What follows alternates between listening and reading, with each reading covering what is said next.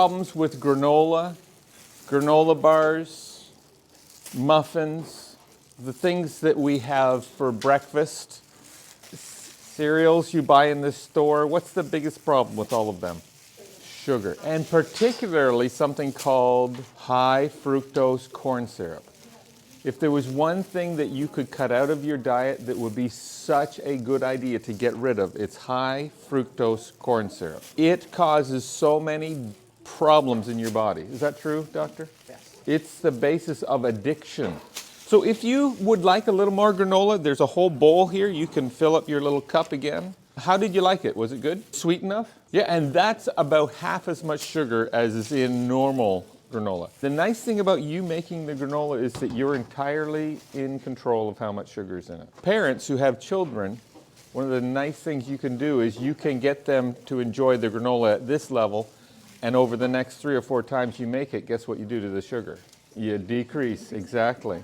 With this recipe, I made it as easy as possible. The other thing that's often in granolas, in addition to the sugar problem, is the fat, the oils. Look on your recipe there. How much oil is in this recipe? None. Does it taste good though? Even without the extra sugar, even without the oil? Yeah. Now, one thing I will tell you, I like my granola really more like cookies. Kim likes hers really crispy. You get to make that decision. If you make it more like cookies, you'll want to refrigerate it. Once it's really, really dry, it won't go bad. But I've had once or twice where I didn't eat the granola fast enough and it was wet enough that it actually got a little bit moldy. So this is making granola, okay? Someone start a timer, 10 minutes tops. I just use a whole container. Make sure you get the old-fashioned or the rolled oats. If you get quick oats, it's gonna be a gooey, gummy mess, okay? That's it. I'm not gonna go in the order that your recipe says because it doesn't matter. I'm after how much flour? 1.5 cups whole wheat flour. If you want it a little less chunky, just the flakes and no chunks, cut down your flour a little bit. You're gonna notice that's about 1/2 cup. That's as careful as you need to be. How much sugar? I put a little extra sugar in. It doesn't need to be 1.5. 1 would be plenty. I don't pack it down. There's 1 and there's 1/2. I'm gonna put coconut in it. Now, what I don't put in it are almonds, walnuts, cashews. It's not that I don't enjoy those things or those aren't good for you. You just don't want to put them in at this place. If you put them in now and then you bake the granola, the heat will actually take away the good things out of the nuts and it will turn the oils into forms you don't want. I put the coconut in because the coconut can handle it. Do you see how careful I am in measuring? How much coconut?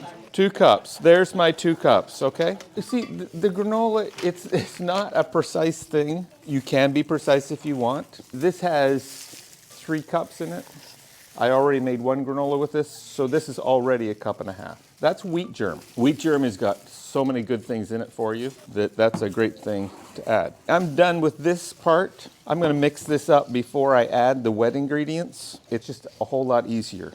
And I have a really heavy wooden spoon. Some people use their hands, and I suppose because I have gloves on, I can do that, but I thought showing you how to do it, you wouldn't want my hands in there. I use spoons for all of that, so it's safe to eat. Okay, what you want to do is make sure you've got a good mixture, make sure that there's no lumps of sugar here and there. Let me finish up on the things I put on the granola when I'm ready to eat it. I add my nuts, almonds and walnuts.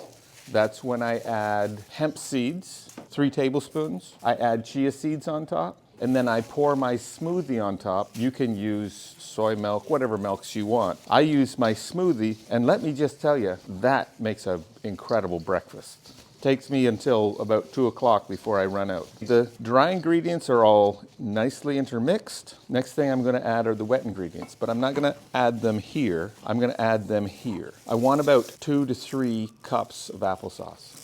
This is what replaces the oil. You can get nice unsweetened applesauce. You can make your own applesauce. It's really a good idea. It makes your granola really nice and juicy. I'm gonna add my flavoring and my salt to this and mix it up. I have, and this is totally your choice, I have vanilla. How much am I supposed to put in? What you want to make sure is that you don't put Too much vanilla for the sugar that you have, or you'll have a very bitter granola. That's my vanilla. I also like almond. I find that when the almond flavoring goes with the vanilla, it's very tasty. How much almond flavoring? 1 teaspoon. Again, some people will add cinnamon to this. I find that it doesn't taste that great, but you make it the way your kids like. This is when I put my salt in. You don't need much, but it does bring the flavors out in the granola. How much does it say on your? 1 teaspoon. So I've got a heaping half a teaspoon. I've made this granola enough that I can fudge it a little bit. We're almost done. That's mixed up. Simply pour it in, and now the rest is going to be part of your exercise program. There's one more ingredient that I haven't added. What is it? It's water. You can play with the amount of water you want to put in. I'm going to put most of it in. That's just half a cup. I'm one of these scroungers that doesn't like wasting applesauce, so I use it to clean up my measuring spoon. Now it's just a matter of mixing it together. Some people will just put their hands in here and just squeeze it. What you're after is a wet version of what you saw in the bowl. This is so good for you. Oats is really good for your heart. This is going to require you to do a little chewing, you noticed? Good thing to have food that you have to chew because what's in it? What is the big thing that helps your whole system? It's like swallowing a Brillo brush that cleans your whole system, and it's fiber. 10 ingredients. How many of them do you recognize? They're all good things, nothing bad there. Okay, so you see my granola. If you like it with lumps, and by the way, you can eat this right now. Like, you can taste this and see if it's good. So as you're making it, you can say, ooh, that needs a little more salt. All that's left is that I dump it out on a cookie sheet. I smash it down to about 1/2 inch thick. I like mine chunky, so when I am going to bake it, I actually press it down a little bit. I bake it for the first 20 minutes, and then I break it into small pieces, and then from there on, I just turn it over. You can bake it for 3 20-minute segments. What's the temperature? 250. Why? Because 350 you do faster, but you don't want to bring your food to a high temperature. The higher the temperature, the less nutrients. These are the pans I use.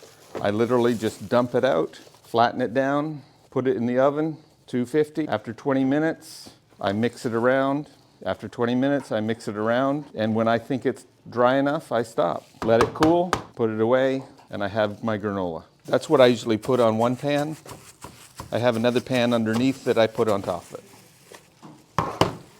So I put the rest in here. Wheat germ, it's got extra vitamins, minerals, and a whole bunch of nutrients. Vitamin A, vitamin E, folate, thiamine, phosphorus, magnesium, zinc.